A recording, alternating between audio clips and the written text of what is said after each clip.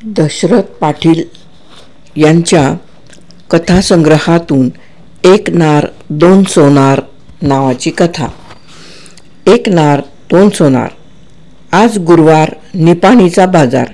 खेड्यापाड्यातल्या झाडून एकूण एक घरटी एक तरी माणूस आज निपाणीच्या बाजारात सापडणारच. आठवड्याचा बाजार म्हटल्यावर मीठ, मिरची, तेल, मसाला ह्या नित्याच्या वस्तू, तसेच कापड चोपड, शिवाय जनावरांचा मोठा बाजार. यासाठी मुरगुड, संकेश्वर ते पार चिंचणी, अंकली एवढ्या लांबचे व्यापारी यायचेत.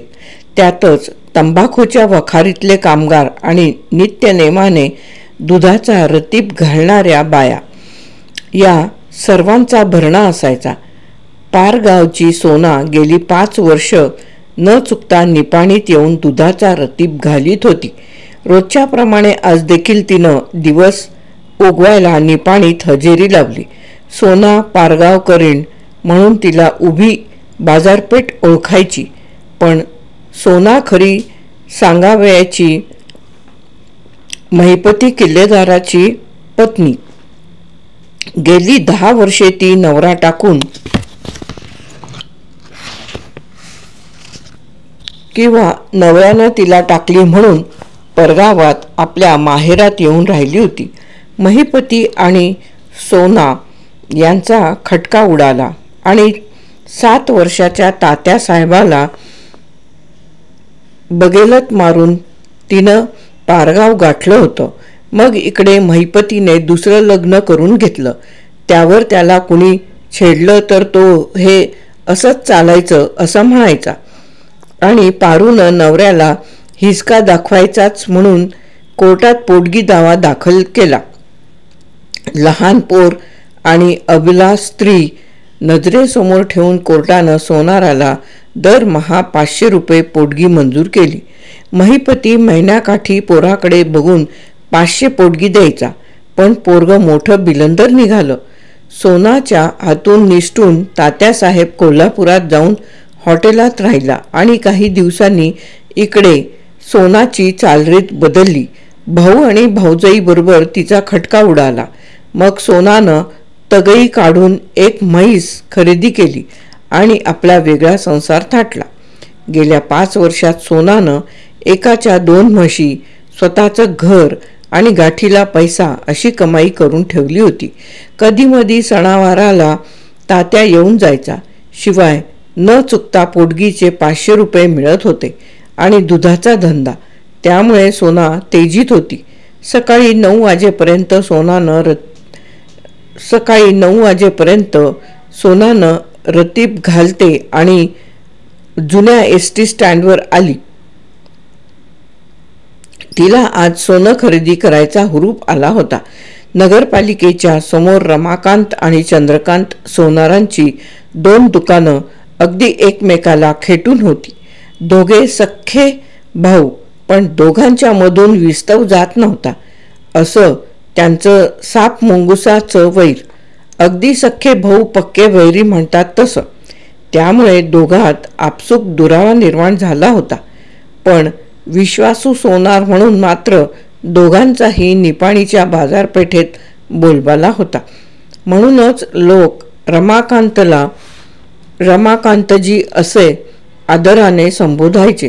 पुढे पुढे रमाकांतजीला फक्त कांझी या गोंडस नावानंच ओळखलं जाऊ लागलं.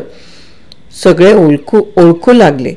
चंद्रकांतचा स्वभाव भारी गोड आणि तो हसायचाही तसंच. चंदू सोनार किंवा चंदू म्हटलं तरी ऐकणाऱ्याच्या डोळ्यांसमोर चंद्रकांत सोनारच उभा राहायचा. तर सोन्याची खरेदी कांजीकडे करावी की चंदूकडे करावी या विचारात गढून गेलेली सोना बराच वेळ नगरपालिकेच्या पायरीवर बसून होती. शेवटी तिनं मनाचा निर्णय पक्का केला. जो अगोदर दुकान उघडेल त्याच्यापाशीच खरेदी करायची. तोच नगरपालिकेचे सुतार, आंबे, चौगुले आणि बुवा हे 4 शिपाई पांढऱ्या फेक कपड्यात हजर झाले. हे 4 बगळे अचानक कुठून टपकले अशा आविर्भावात सोनानं त्यांच्यावर नजर फेकली. पण सुतार भारी डांबरट.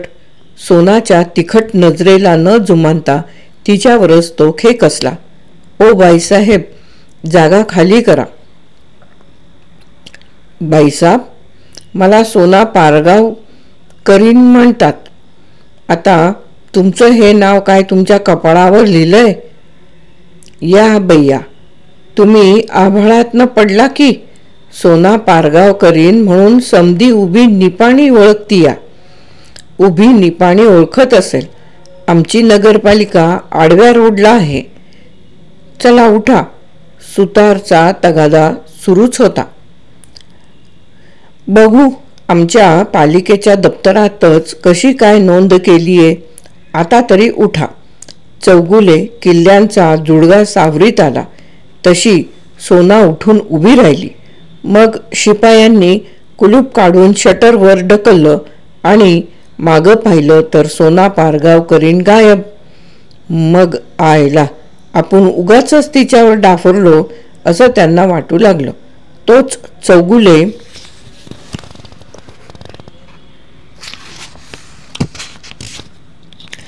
चेकाळला. अरे ती बघा, ती कांजीच्या मांडीला मांडी लावून कशी नवरीसारखी बसले. हं, हे बघा माझं डोरलं. 10 वर्ष झाली कोल्हापूरला गुजरीत घेतलंय.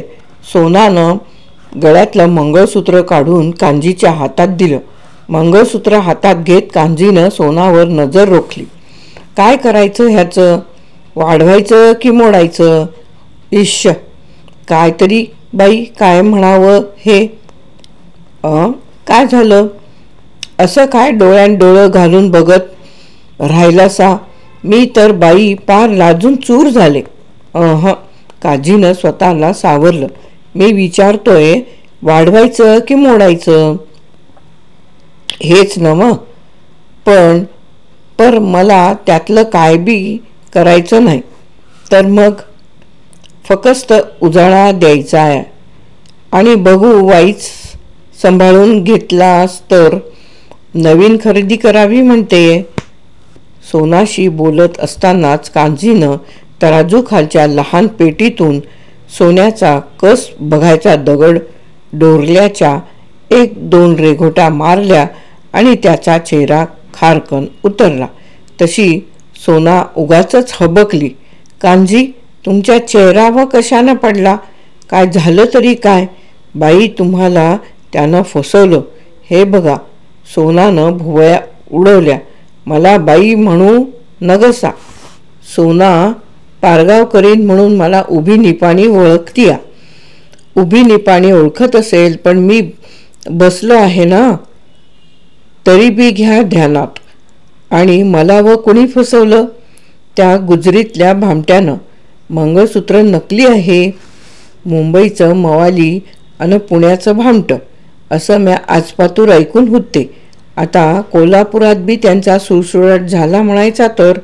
अरे तेचा मुडदा करून बसवला अन 4 चौघांनी तिरडीवरनं नेला. कुणाचा? आणि कुणाचा? माझ्या नवऱ्याचा. त्याचा काय दोष? तुम्हा दोघांना तिसऱ्यानंच फसवलं आहे. तुम्ही गप्प बसा. का? काय झालं? माझा नवरा असा तसा फसायचा नाही. चांगल्या झाडाला पिकलेला हंबा आहे. ते जाऊ द्या. बरं आता काय करायचं? आता काय? तुमच्यावर तरी विश्वास ठेवायचा नवं. हे बघा, माझी पेढी विश्वासू आहे. इथं नकली माल विकला आणि स्वीकारला जात नाही. घ्या तुमचं मंगळसूत्र. हे नकली डोरलं म्या गळ्यात घालून मिरवू? आता काय ते तुम्ही ठरवायचं. आता नवीन डोरलं बनवायचं, ते बी तुमच्याच हातचं. बघा जशी तुमची मर्जी. मर्जी जडली म्हणून तर म्हणते. आता तुम्ही राजी व्हायचं.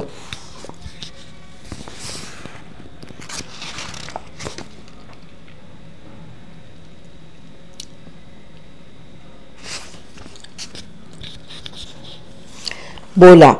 तोळा सव्वा तोळा केवढ्याचं बनवायचं? सव्वाच करा. सत्यनारायणाच्या पूजेत सांगतात नवं सव्वा या प्रमाणात. मग बघा. कर्णावळीसहित काजीने कागदावर पेनाने आकडेमोड करायला सुरुवात केली आणि पुन्हा बोटे मोजू लागला. तसा पारूनं काजीचा हात पकडला. हे बघा, हिशेब करायच्या नावाखाली चांगल्या कामाच्या सुरुवातीला ही अशी बोटं मोडू नकासा. ही 125 रुपये इशारत घ्या. सगळं कसं सव्वा होऊन जाऊ द्या. आणि बाकीचं अहो, माल तरी पदरात पडू द्या. आणि डोरलं असं नक्षीदार झालं पाहिजे म्हणता बघणाऱ्यांची नजर ढळी नाही पाहिजे. असं मग कर्णावळ वाढणार. वाढली तर वाढू देत. वाढून अशी किती वाढणार आहे. मैं बी कंच्या नाही कंच्या रूपानं परतफेड करीनच. पर आता आणखीन काय. डोरल्यावर तुमच्या नावाची सही पाहिजे.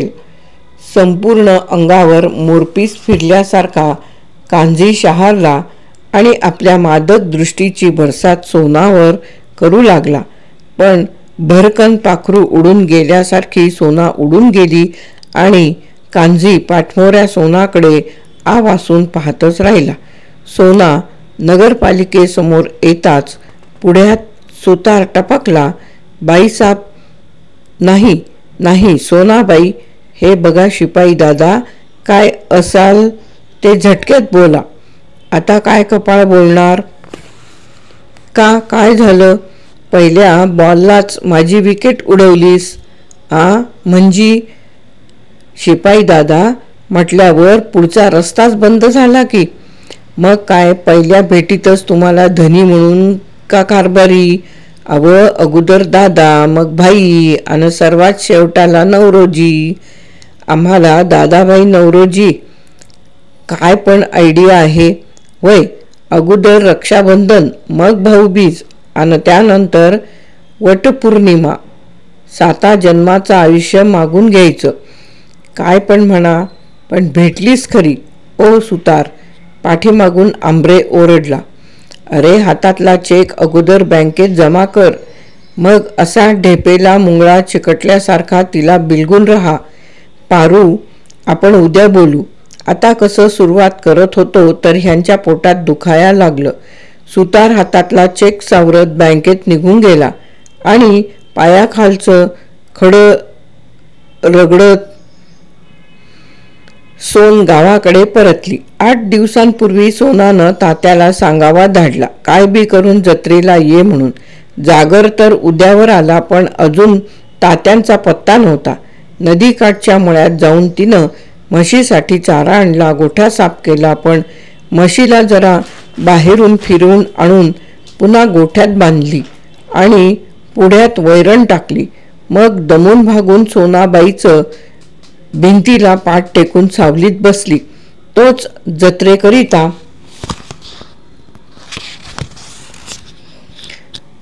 म्हणून तातोबा लगबगीनं आला. तात्या, सोना लगेच जागची हल्ली. काय, मला वाटलं येतोस का नाही कोणास ठाऊक. नाही कसा, मी तर कोल्हापुरातून परवाच निघालोय. मग 2 दिवस होतास कुठं. सांगावला बाबाकडं गेलो होतो. पुण्यांदा कशाला त्या काळतोंड्याकडं गेलास. माझा तो बाप आहे म्हणून. असं म्हणजे दोन्ही दगडवर हात ठेवून हाय तर. बाबानं नवीन ट्रक खरेदी केलाय. तो उद्या रेल्वे सुदीक खरेदी करील. आई, तुला बाबाबद्दल काहीच कसं वाटत नाही. मला त्यांची आठवण झाली तरी शिसारी येते.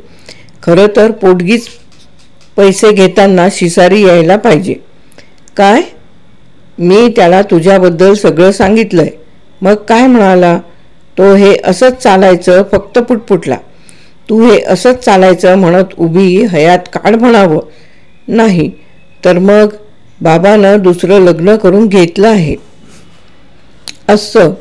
सोना दाट ओठ खात फणकाऱ्यानं आत गेली. बाप व आईच्या भांडणात तात्याचं पीठ पडत होतं. न घरका ना घाटका अशी त्याची अवस्था झाली होती. आईची चालरीत त्याला पसंत नव्हती. कसा तरी 2 दिवस राहून जत्रा पार पाडून तात्या कोल्हापूरला निघून गेला आणि सोनाने निपाणीचा वाट धरली. जत्रेच्या निमित्तानं बनवलेलं मंगळसूत्र तिच्या गळ्यात उसळी मारत होतं. त्यावरचे हिरवे गुलाबी हिऱ्यांचे खडे चमकीसारखे चमकत होते. पूर्वेकडे तोंड करून चालताना तर ते खडे सूर्यप्रकाशानं लकाकायचे. त्यामुळे येणाऱ्या जाणाऱ्यांच्या नजरा आपसूक सोनाकडे वळायच्या आणि त्या नजरेच्या ससेमिऱ्यातून रतीब घालीत घालीत सोना शेवटी कांजीच्या दुकानात येऊन आपटली. कांजी वाघाच्या तोंडाला रक्त लागल्यासारखा तिचीच आतुरतेने वाट पाहत होता. आजकाल त्यानं धंद्यापेक्षा सोनावरच अधिक लक्ष केंद्रित केलं होतं. सोना काही हुरळला. काय म्हणताय मालक? सोनानं लगट केली. तुझी तब्येत कशी काय आहे? माझ्या तब्येतीला काय धाड भरली या? पर काय? मन लई द्वाड. ते सारखं तुमच्याकडं ओढ घेतंय. खरंच? काजीनं बसल्या जागेवरूनच पायानं दरवाजा पुढं ढकलला आणि सोनाला मिठीत घेतली. आणखी काय? मला हब खावंसं वाटत्या ती. हब? हा आंबे.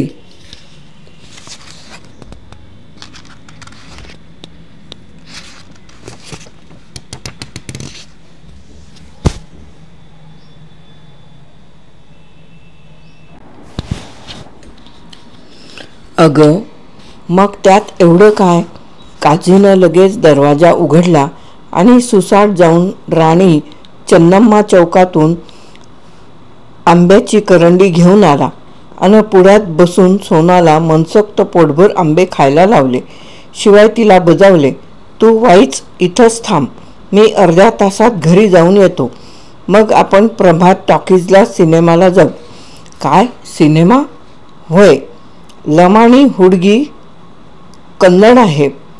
कारंडी. मग मला न त्यातलं काय कळणार? एकदा थिएटरात तर चल, मग सगळं कळून येईल. काजी दुपारच्या 12च्या शोला सोनाला घेऊन प्रभात टॉकीजमध्ये गेला. तसा भिंतीला कान लावून बसलेला चंदू सोनार टाणकन उडाला. आजवर तो फक्त ऐकून होता. आता मात्र त्याच्या जीवाची घालमेल झाली. त्याची ती अवस्था नगरपालिकेच्या 4ही शिपायांनी अचूक हेरली आणि त्यांनी फिदी चंदूची टवाळी केली. त्यांचं ते हसणं ध्यानात येताच चंदू भडकला. अरे ये बगळ्यांनो, शिपायांना पालिकेनं सफेद ड्रेस दिल्यापासून त्यांना हेटाळणीनं बगळे म्हणायचे. चंदूचे ते तिरस्कारयुक्त शब्द ऐकून शिपाई पुढे सरसावले. तुला काय झालं चिडायला? मग तुम्ही फिदी हसता कुणाला? काजी अन सोना पिक्चरला गेले तर तुझा का असा तिळपापड व्हायला लागलाय? आंब्रेने त्याला सवाल केला. त्याची तुला का पंचायत चौगुले? अशानं तो जन्मातून उठेल. माझा तो भाऊ आहे. होय, पण मिया बीबी राजी तो क्या करेगा काजी? सुतार. काजी नवे, क्या करेगा काजी? काजी तो बराबर करेगा. अब तुम्हारा हाल क्या है बताओ? बुवा खरं सांगू? चंदूने कसा नुसा चेहरा केला. मी तर बेचैन होऊन गेलोय. अरे त्यानं तिला सकाळी पुढ्यात बसून पोटभर आंबे खायला लावले आणि आता तर तो तिला थिएटरात. आयडिया. आंब्रेने चुटकी वाजवली. काय? चंदूनं अगतिक होऊन कान टवकारले. चंदू, तू पण आंब्याची एक करंडी आण, चौगुले म्हणाला. काजीने कोणते आंबे आणले होते? सुताराने विचारले. हापूस. मग तूही हापूस. आणि मग ते काही नको.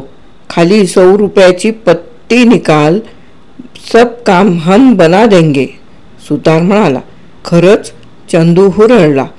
अलबत, बुवानं हमी दिली. चंदूनं चाचपडत खिशातून 100 रुपयाची नोट काढून सुताराच्या हातावर ठेवली आणि सुतारानं वेळ न दवडता राणी चन्नम्मा चौकाजवळ गेला आणि 100 रुपयांचे आंबे आणून आंब्रेच्या स्वाधीन केले. तसं आंबे घेऊन आत जाऊ लागला. त्याला चंदूने अडवले. आंब्रे काय? आंब्रेने प्रथम चंदूवरून आणि मग आंब्यांवरून नजर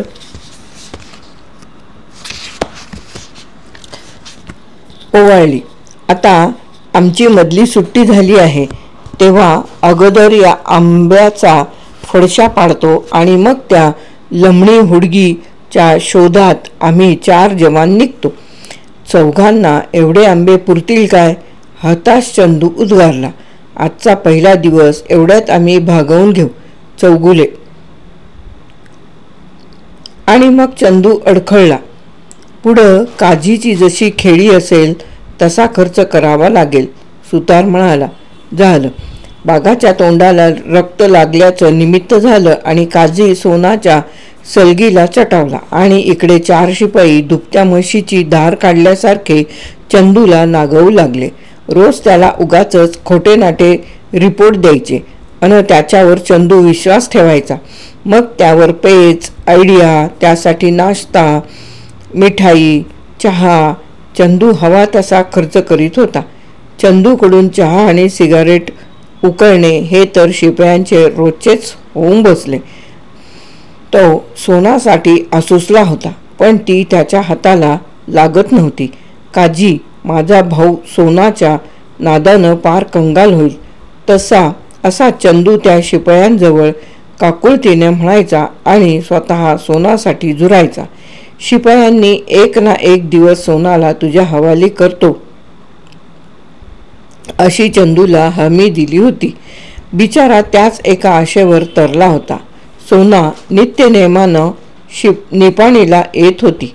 ठरल्याप्रमाणे शिपाई तिला पालिकेच्या दरवाजात अडवायचे. चंदू हे सर्व चोरून पाहत होता. त्याला वाटायचं शिपाई माझ्या बाबतीतच तिच्याशी कोणत्या कानगोष्टी करीत होते कोणास ठाऊक.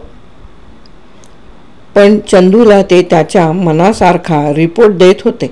मात्र सोना नित्यनेमानं कांजीच्या पेढीवर त्याच्या मांडीला मांडी लावून बसायची. तसा चंदू चेकाळायचा आणि कांजी सोना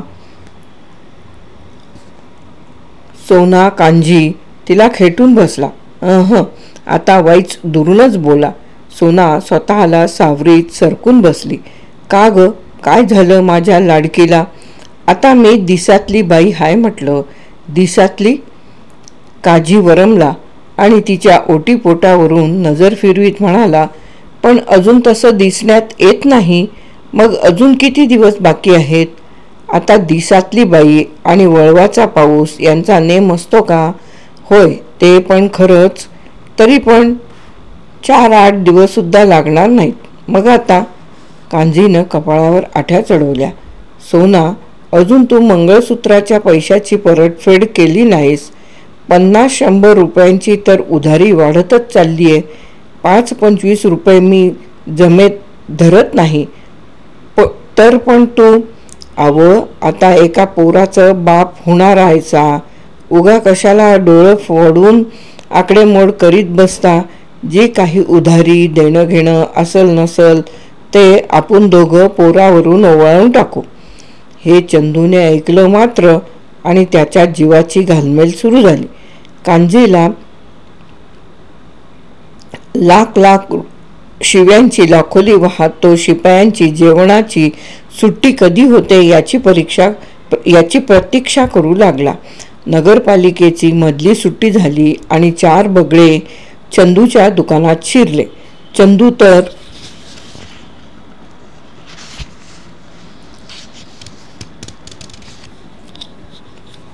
पारवारासारखीच त्यांचीच वाट पाहत होता. त्याला धीर धरवेना.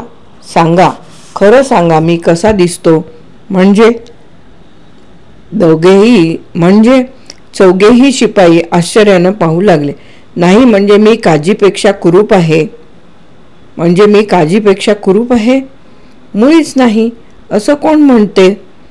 आंब्रे म्हणाला. मग सोना कांजीवर कशी भाळलीये? आता 4-8 दिवसात मोकळी होईल. चंदू, वाईच धीर धर. आता तुझाच नंबर आहे. सुतार म्हणाला. नक्की? चंदू आशेनं पाझरला. 101% बस्स बुवा. मी कसा छान दिसतो की नाही? चंदू म्हणाला. एकदम वंडरफुल. गुलाब फुलासारखे सतेज गाल, मोरपिसासारखे चकमकीत केस, चाफेकळीसारखं नाक आणि अळंबीसारखे आंबरे. अरे बाबा, तू एव्हरग्रीन देवानंद आहेस देवानंद, चौगुले म्हणाला. खरंच? तर मग हे तुझं गोरं गोबरं टमाट्यासारखे गाल, आंबरे, सुतारनं आंबरेच वाक्य कट केलं. गुलाबाचं फूल टमाटा. सफरचंद गालाला किती उपमा देशील? सर्वात श्रेष्ठ आहे ती चंदूची चढ़ती जवानी. 50 साल की उम्र हो गई तो भी जवान लगता है. कौनसे चक्की का आटा खाताय ब? बुवानं विचारणा केली. तसा चंदू अधिकच खुल्ला. आहे की नाही आपला फिगर? यव रे यव. बस क्या बात है. तेरे ये चढ़ती जवानी को हम सोना से मिलवा देंगे. चौघांनी एका सुरात हमी दिली. तो फिर ये लो 100 का पत्ती. चंदू बेहद्द फिदा झाला. तात्या आज जर फक्त ऐकून होता. खरं खोटं यातलं त्याला अजिबात काहीच ठाऊक नव्हतं. त्याला पक्की खबर मिळाली म्हणून तो निपाणीच्या सरकारी दवाखान्यात येऊन दाखल झाला. कावरा बावरा होऊन त्यानं सगळा लेडीज वॉर्ड पालथा घातला, पण सोना त्याला आढळली नाही.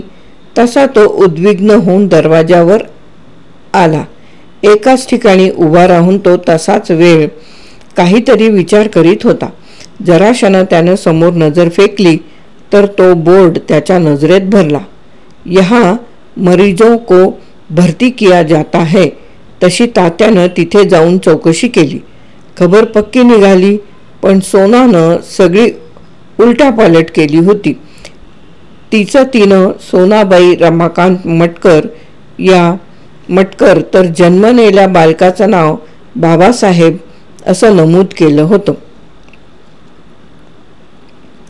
तात्यानं क्षणाचाही विलंब न करता पारगाव जवळ केलं. दारात सोना सामोरी आली, पण तात्याने तिच्याकडे ढुंकूनही पाहिलं नाही. तशी सोना त्याच्यावर डाफरली. तात्या, तुला आई म्हणायची लाज वाटते. लाज? तात्या, लाज वाटून नाती तुटत नसत्या ती, म्हणून तर इथवर आलो. तुला माझ्यासाठी असं वरचेवर यावंच लागेल. आई, तू अक्षम्य घोर अपराध केला आहेस. हे बघ तात्या, तू मला बोल लावू नकोस. तर मग ते तुझ्या बापाला जाऊन विचार.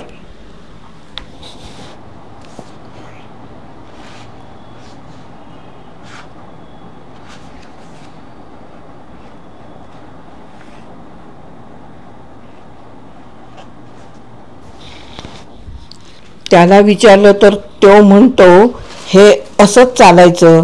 आता तर त्यानं दुसरं लग्न करून घेतलं आहे. आता मी काय करू?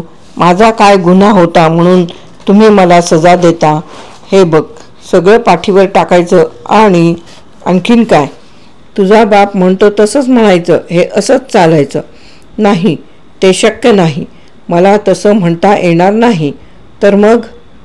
नाही, मला यावर विचार हा करावाच लागेल. तसा तात्या सोनाच्या हातून पूर्वीच निसटला होता.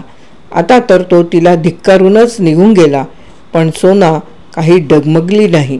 बाबासाहेबाला शेजारच्या म्हातारीच्या हवाली करून तिनं पुन्हा निपाणीची वाट मळवायला सुरुवात केली. मुलाला सांभाळल्याबद्दल सोना निपाणीहून येताना म्हातारीकरिता तपकीर, चणे, कुरमुरे असं आणून द्यायची. त्यामुळे म्हातारी खुश. तिनं बाबा बाबा म्हणून मुलाला लळा लावला. सोनानं आपला निपाणीतील रतिबाचा धंदा तेजीत सुरू केला. नगरपालिकेचे शिपाई तर चेकाळले होते. सोन खुदकन हसली तरी ते टणकण उडत होते आणि त्यांनी सोनाची संमती घ्यायच्या अगोदरच गळाला मासळी लागली म्हणून चंदूला उचलून धरला. अरे भडव्यांनो, चंदू चेकाळला. चूप. आंबरे हळूच चंदूच्या कानात काहीतरी पुटपुटला. खरंच? चंदूचा आनंद चेहऱ्यावरून ओसंडू लागला. खरंच काय? तू अगोदर उठ, तयारीला लाग, सुतार म्हणाला. आयला, आपलं नशीब सिकंदर म्हणायचं, चंदू म्हणाला. तुझं नशीब सिकंदर, पण आमचं पानिपत झालं त्याचं काय? बुवा म्हणाला. अरे, एवढं घाबरता कशाला, मी आहे ना. चंदूने खुशीत येऊन 100 रुपये बुवाच्या हातावर ठेवले. जा, आज तुम्ही चौघेही चंदूच्या जीवावर मौज मजा करा. त्याची काळजी नको. तुला संधी मिळते ती दवडू नको. चौगुलेनं इशारा केला तसा आंबरेनं त्याला टोला मारला. आम्ही निघालो. पुढचा दरवाजा बंद करून घे. आणि चंदू गडबडला. अरे, ती बघ सोना, मागच्या दाराने येती आहे, सुतार म्हणाला. शिपायांची चौकडी बाहेर पडताच चंदूनं पुढच्या दरवाजाला आतल्या बाजूनं कडी कुलूप लावून घेतले आणि झटकन अंगावर इस्त्रीचे कपडे चढवले. तोंडावर पावडरीचा पफ फिरवला आणि सर्वांगावर सेंट चोपून तो लगबगीनं मागच्या दरवाजाला येऊन उभा राहिला. तोच पुढ्यात सोना दत्त. चंदू हुरळला. चंदूच्या अंगरख्यावरच्या मोगऱ्याच्या वासानं परसदार दरवळलं. सोनाला तर पुढ्यात अख्खं मोगऱ्याचं झाडच उभं आहे असा भास झाला. डोक्यावरची पाटी खाली ठेवून चंदूच्या खांद्याला झाडाच्या फांदीला बिलगून राहावं तशी सोना मिठी मारून हिंदोळे देऊ लागली. चंदूचा कलिजा खलास झाला. सोना, ये सोना, आत ये. पाठमोऱ्या चंदूच्या खांद्यावर मान टाकून सोना त्याच्या मागून चालू लागली. ओ मेरे हमराही, बदले सारी दुनिया तुम ना बदलना. काय? चंदू तिला चाचपत होता. कितीही आडवाट म्हणायची.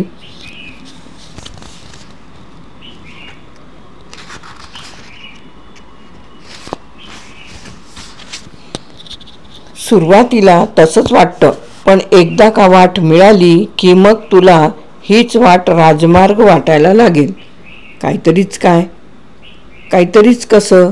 खरं तेच सांगतोय. मी आपली जिन्नस बनवावा म्हणून आले. काय? जिन्नस बनवू की? अगं, असा एकच जिन्नस काय? तुला नुसती उभी सोन्यात मळवावी म्हणतोय. खरंच? झाडावरचं फळ आपसुक ओट्यात पडावं तशी सोना चंदूच्या मिठीत गडप झाली. मला दागिन्यांची लई हौस. बोल, तुला कोणता दागिना हवाय? कोल्हापुरी साज. सोना, आज बनवला म्हणून समज. सोना, साज बनवला म्हणून समज. नसतंच समजायचं कसं? चंदूने कपाट उघडून तयार कोल्हापुरी साज काढून सोनाच्या गळ्यात घातला. आता झालं समाधान. खरं तर तू वाट चुकली होतीस, नाहीतर आतापर्यंत सोन्यानं उभा आली असतीस. वाट चुकले? ती कशी? तो कंजूस कांजी त्यानं देऊन आजवर काय दिलं? 1.5 दमडीचं मंगळसूत्र. खरं का नाही? मग तुमची मजल कुठवर हाय? बक्षीलास मग. आता कुठं सुरुवात झाली आहे? असं म्हणून चंदूनं आदाशासारखी सोनावर झेप घेतली आणि त्या दिवशी आईशी हुज्जत घालून येऊन तात्यानं बापाशी खडाजंगी केली.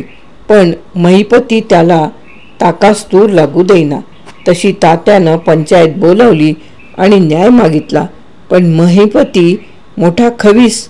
मी पोटगी दाखल महिना 500 रुपये कोर्टात भरतोया, त्यावरच मायलेकांनी गुजरण करावी असा त्याने मुद्दा उपस्थित केला. पण तात्या त्याहीपेक्षा बिलंदर. महिपतरावानं दुसरं लग्न केलं होतं, त्याचं त्यांना भांडवल केलं आणि द्विभार्या प्रतिबंधक कायद्याचं भूत समोर उभं केलं. मग शेवटी पंचांनी मध्यस्थी केली. किती झालं तरी तात्या महिपतीचा वारस होता, अर्ध्या इस्टेटीचा तो मालक. मग पंचांनी महिपतीलाच पेचात पकडला. अरे महिपतराव, तू इतका मिजाज मारतोस आणि पोरगं हॉटेलात बशा धुतं हे तुझ्या इब्रतीला शोभतंय का? ते काही नाही, त्याला स्वतःच्या पायावर उभे राहू देत बघू.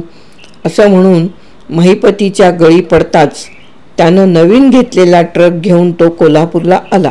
हॉटेलच्या मालकाची अन त्याची चांगलीच जान पहचान होती. तात्यानं घडलेली सर्व हकीकत मालकाच्या कानावर घातली. एका सधन घराची ही अशी झालेली त्रेधा ऐकून मालकही गहिवरला. यातून काहीतरी मार्ग काढावा असं त्याला वाटत होतं, पण हे असंच चालायचं म्हणून त्यावर त्याने पडदा टाकला. मग तात्यानं मालकाच्या ओळखीनं बेळगावच्या एका कंत्राटदाराशी संपर्क साधला आणि तात्याचा ट्रक राधानगरी ते बेळगाव व्हाया निपाणी बॉस्काईडच्या मातीची वाहतूक करू लागला. मात्र तात्यानं ट्रकच्या मागं न चुकता लिहिलं होतं, हे असंच चालायचं. सोना बाजिंदी नार होती. तिनं चंदू सोनाराला पुरता गिळंकृत केला होता. सोना मागच्या दारानं जाऊन चंदूच्या गळ्यात पडते हे समजल्यावर कांजीच्या तळपायाची आग मस्तकात गेली आणि त्यानं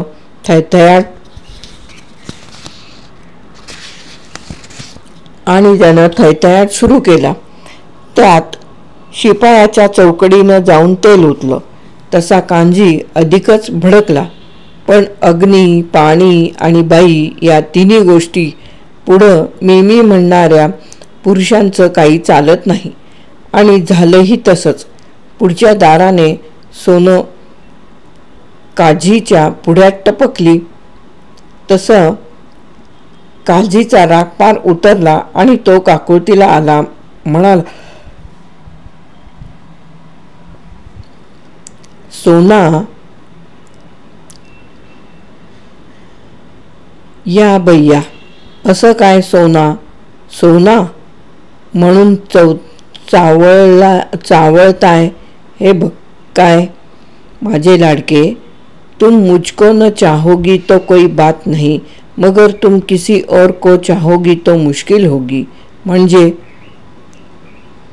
म्हणजे समजलं. मला इसकटून सांगायची काय बी गरज नाही. तर मग ते आता शक्य होणार नाही. म्हणजे ते कशापायी?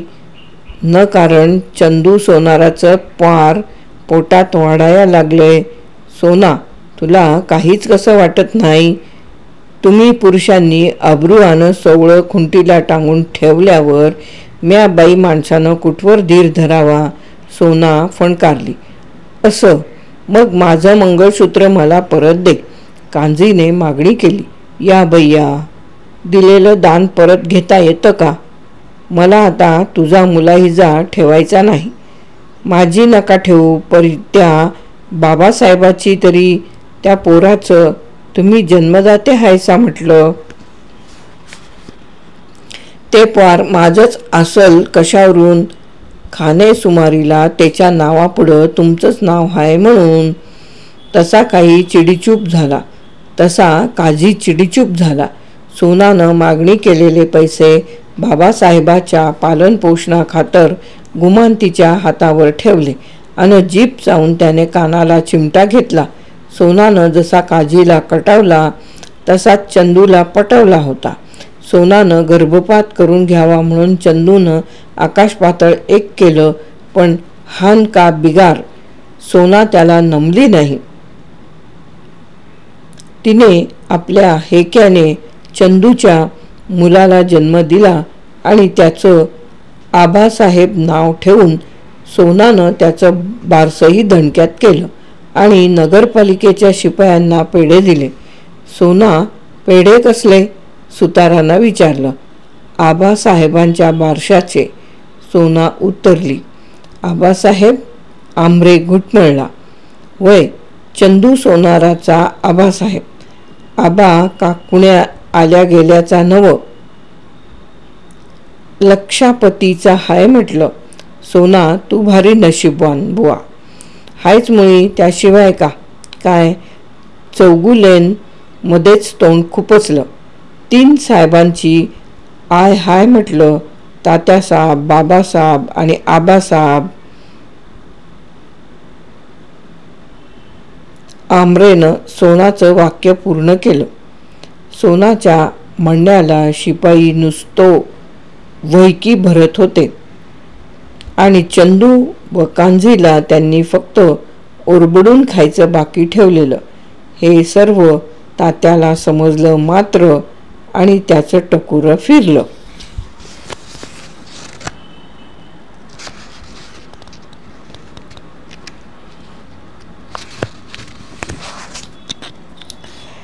चिकोडीच्या शिवारातून उदयाला आलेला वासरमणी आकाशात झेपावत होता आणि त्याची सहस्रावधी किरणं झेलत धरणी धन्य होत होती. गायी गोठ्यातून चराया बाहेर पडल्या.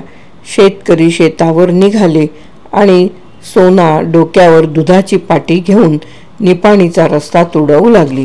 एव्हाना ती म्हैसूर महाराष्ट्र सीमा हद्दीवर आली आणि पाठीमागून आलेल्या ट्रकनं तिला जोराची धडक दिली. तशी तिच्या डोक्यावरची पाटी महाराष्ट्र हद्दीत तर सोनाचं धड ट्रकसोबत फरफटत कर्नाटकाच्या हद्दीत गेलं. ट्रक ज्या वेगाने आला त्याच वेगानं निघूनही गेला. मात्र सोनाची आर्तकिंकाळी ऐकून शेतात खुडा करणारा गेणू रस्त्याकडेच्या बांधावर येऊन तोंडात बोटं घालून उभा राहिला होता. सुसाट निघालेल्या ट्रकवर त्याची नजर खिळली. त्यावर मागच्या फाळक्यावर लिहिलं होतं, हे असंच चालायचं. अपघात महाराष्ट्रात आणि प्रेत कर्नाटकात. त्यामुळे दोन्हीकडचे पोलीस जातीनं हजर झाले. रस्त्यावरची वाहतूक बंद पडली होती. त्यामुळे पोलिसांनी ताबडतोब पंचनामा उरकला. जमलेल्या गर्दीतलं कैक जण सोनाला ओळखणारे होते.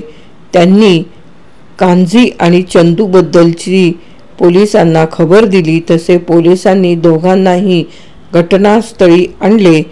गेणूला ट्रकचा नंबर सांगता येत नव्हता. त्यामुळं तपासाच्या कामाला गती येईना. पंचनामा होताच सोनाचं प्रेत रस्त्याच्या कडेला ठेवून पोलिसांनी प्रथम वाहतूक सुरू केली. गेणूवर प्रश्नांचा भडीमार होत होता. तो तर पुरता गांगरून गेलेला आणि सोनाच्या कलेवराजवळ बसून कांजी व चंदू नसती आफल आली म्हणून पुरते हबकून गेले होते. एक नार दोन सोनार. पोलीस आणि रस्त्यावरचे प्रवासी साऱ्यांनी गेणूला कोड्यात टाकलं होतं आणि एकाएकी त्याच्या डोक्यात लख्खन प्रकाश पडला. साहेब, तो बॉस्काईडचा ट्रक होता आणि त्यावर लिहिलं होतं, हे असंच चालायचं. पोलिसांना तपासाची दिशा मिळाली. ताबडतोब त्यांनी एक नार दोन सोनार यांना पोलीस व्हॅनमधून सरकारी दवाखान्याकडे रवाना केलं आणि संकेश्वर, हतरगी, बेळगाव पोलिसांना बिनतारी संदेश पाठवले. सर्व बॉस्काईडच्या ट्रक्सची कसून चौकशी करा आणि ज्यावर मागच्या बाजूस हे असंच चालायचं असं लिहिलं असेल तो ट्रक ड्रायव्हरसहित ताब्यात घ्या. एक नार दोन सोनार. दशरथ पाटील यांची कथा येथे समाप्त.